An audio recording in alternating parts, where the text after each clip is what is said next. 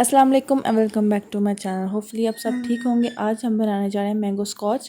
ये किस तरह से आप घर पे बना सकते हैं बगैर केमिकल के। बहुत ही आसान सी रेसिपी है। आपने इस रेसिपी को लास्ट तक लाजमी देखना है, स्किप बिल्कुल भी नहीं करना, क्योंकि ये रेसिपी बहुत ही आसान है। हम सोचते हैं कि मैंगो स्कॉच बहुत ही एक्सपेंसिव तो बाज़ार से मिलता है, लेकिन ये शायद बहुत ही मुश्किल बनता है। बहुत ही केमिकल इसमें शामिल होते हैं।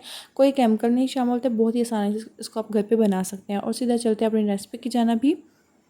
बिस्मिल्लाहिर्रहमानिर्रहीम। यहाँ पे मैंने एक कैरी ली थी। कैरी ना ही छोटी थी ना ही बड़ी, मतलब कि नॉर्मल साइज़ की मैंने एक कैरी इसमें शामिल करी थी। क्योंकि आम मैंने लिए हैं आधा किलो, इसलिए इसमें एक कैरी हम इसमें शामिल करेंगे। अगर आप 2 किलो लेंगे आप इसमें 2 कैरी शामिल कर सकते हैं। ये वाइट चौसा है। इसके आप चाहें तो कोई और भी शामिल कर सकते हैं, लेकिन मेरे पास ये मौजूद है, मैं ये शामिल कर रही हूँ। तो कोई भी आम आप ले सकते हैं। तो इन सारे के आप छिलके उतार लेते हैं, क्योंकि इन सब के छिलके उतारने के बाद हम इसका जो अंदर से गूदा वगैरह है, इनका पल्प है, वो हम निकाल लेते हैं। तो यहाँ पे मैंने कैरी को भी काट लिया था और मैंगो को भी काट लिया था। सारे निकाल लिए मैंने गुठलियाँ और छिलके को रिमूव करके। बाकी जो इसका पल्प था, गूदा वगैरह, उसको मैंने निकाल लिया। अब चलते हैं अब नेक्स्ट स्टेप की जानिब। एक कढ़ाई ले ली थी, जिसमें मैंने 1 लीटर के करीब पानी शामिल करूँगी। पानी हमारा नॉर्मल है। आपने इसमें 1 लीटर के करीब ही पानी शामिल करना है, क्योंकि हमारे जो आम है 1 किलो है, इसलिए आपने 1 किलो इसमें पानी शामिल करना है। अच्छा, इसमें शामिल करें मैं 1 कप के बराबर शुगर शामिल कर रही हूँ। अगर आपके आम ज़्यादा मीठे हैं तो 1 कप से थोड़ी सी कम कर, लेकिन 1 कप परफेक्ट हो गया। अगर आपके आम मीठे नहीं है तो आप इसमें 2 कप कर लीजिएगा, क्योंकि आम की मिठास भी होती है, किसी में आम में किसी में नहीं होती, इसलिए कम हो तो शुगर शामिल कर लीजिएगा ज़्यादा। इसमें सारे कैरी जो आम थे वो शामिल कर रहे थे। इसको मिक्स करके आपने इसको कवर कर देना है। कवर करना है इसको 20 से 25 मिनट के लिए आपने इसको कवर रखना है, ताकि जितना से बॉयल आ जाए और कैरी और जो आम है हमारे से पक जाए। तो अब इसको चेक कर लेती हूँ। मैं कैरी का एक पीस ले लेती हूँ, क्योंकि कैरी ज़्यादा सख्त या आम तो नरम होते हैं, वो जल्दी ही पक जाते हैं। तो ये देखते हैं कितनी ज़बरदस्त गल चुकी है, अच्छी तरह से प्रेस हो गई थी। तो अब नीचे से फ्लेम को भी ऑफ़ कर लेती हूँ, ताकि अच्छे से इसको ठंडा कर लेते हैं। फ़ैन को ऑन करके इसको मैं रूम पर टेम्परेचर पर लेके आती हूँ, ताकि इसको ठंडा करने के बाद हम इसके नेक्स्ट स्टेप की तरफ जा सकते हैं। तो जी ठंडी हो चुकी है कि मैंने ग्राइंडर ले लिए।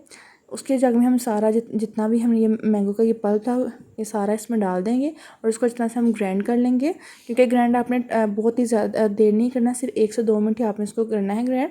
ज़्यादा देर आप करने की जरूरत, क्योंकि ये ऑलरेडी ये मतलब कि सारा ही गल चुका है। सिर्फ इसको 2 मिनट लगेंगे तो अच्छी तरह से इसका जो पल्प है वो बन के रेडी हो जाएगा। तो ये बिल्कुल रेडी हो चुका है। अब इसको निकाल लेते हैं एक बोल में। एक स्ट्रेनर ले लीजिएगा। स्ट्रेनर आपने इससे लेना है, क्योंकि इसमें जितने भी धागे वगैरह होते हैं ना आम में, वो सारे निकल जाएंगे, इसलिए आपने इसको लाजमी स्ट्रेन करना है। अगर बड़ा स्ट्रेनर है तो आप उस पर जल्दी कर सकते हैं, अगर छोटा स्ट्रेनर है तो थोड़ा टाइम लगेगा। ये नॉर्मल साइज़ का स्ट्रेनर है मेरे पास। तो इसको एक चम्मच की मदद से आपने इसके हिलाते जाना और नीचे जो मैंगो का पल्प होगा वो निकलता जाएगा, और ऊपर से जितना भी उसका एक्स्ट्रा जो होगा कचरा वगैरह और रिमूव हो जाएगा। क्योंकि जो जड़ें होती हैं ना बारीक बारीक, वो हमारे मुंह में आएंगी, तो वो टेस्ट बिल्कुल भी वैसा नहीं आएगा। इसलिए आपने इसको सारे को पहले अच्छी तरह से स्टेन कर लेना है। जितना भी आपने पल्प बनाया है उसको सारे को स्टेन कर लीजिएगा।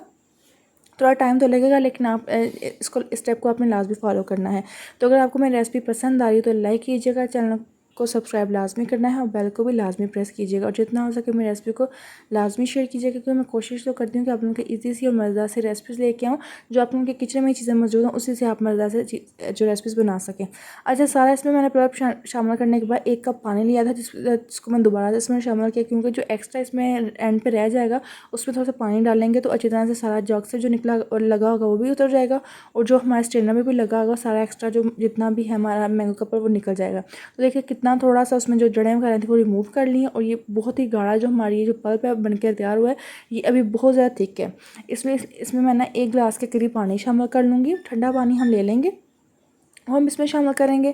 कुछ लोग ज़्यादा पानी यूज़ करते हैं, लेकिन मैं कम पानी इसलिए यूज़ करेंगे क्योंकि एंड पे इसमें हम बर्फ़ भी शामिल करूँगी, तो बर्फ़ भी ज़्यादा मेल्ट होगी तो वो भी पानी ही बन जाएगी। तो इसलिए हम इतना पानी ज़्यादा यूज़ नहीं करेंगे। तो ये वैसे भी बहुत ज़्यादा थिक है, अभी भी देख काफ़ी ज़्यादा गाढ़ा है। अभी भी चम्मच पे देखे लग रहा है अभी भी ये काफ़ी ज़्यादा गाढ़ा, लेकिन इसमें मज़ीद पानी नहीं शामिल करना, क्योंकि हमने बर्फ़ ज़्यादा डालनी है। तो गिलास में मैंने अच्छी तरह से बर्फ़ डाली हुई है। अब इसको सर्व कर सकते हैं अपने मेहमानों के लिए। आप इसको स्टोर करना चाहते हैं स्टोर भी कर सकते हैं, चाहें तो आप इसको किसी को गिफ्ट भेजना चाहते हैं वो भी भेज सकते हैं। ये 2 मंथ के लिए बिल्कुल भी ख़राब नहीं होता। आप इसको फ्रिज में इजीली स्टोर कर सकते हैं। तो ये बहुत ही मज़ेदार सा ये मैंगो स्कॉच बन के तैयार हो। आपने इस रेसिपी को लाजमी ट्राई करना है। गर्मी का मौसम है, बच्चों को बना कर दें। जो बाहर से आते हैं वो एकदम से उनको गर्मी महसूस होती है, तो उनको भी ये बना कर दें। अगर बहुत ही ठंडा ठंडा मज़े का ये मैंगो स्कॉच है, बाज़ार से बहुत ज़्यादा एक्सपेंसिव मिलता है, तो इसलिए आप घर पर इसको बनाएं, और ये काफ़ी ज़्यादा बन के तैयार हुआ था। 1 किलो आम से हमने बहुत ज़्यादा ही मैंगो स्कॉच बना लिया था। तो आपने इस रेसिपी को लाजमी ट्राई करना है। ट्राई करके मुझे भी फीडबैक दीजिएगा कि आपको ये रेसिपी कैसी लगी, और अपने फ्रेंड के साथ, फैमिली के साथ मेरी इस रेसिपी को लाजमी शेयर कीजिएगा। अपनी दुआ में मुझे लाजमी याद रखिएगा। इंशाल्लाह मैं इस तरह से मज़ेदार से आप लोगों की रेसिपी लेती आऊँगी। अब नेक्स्ट रेसिपी के लिए अल्लाह हाफिज़।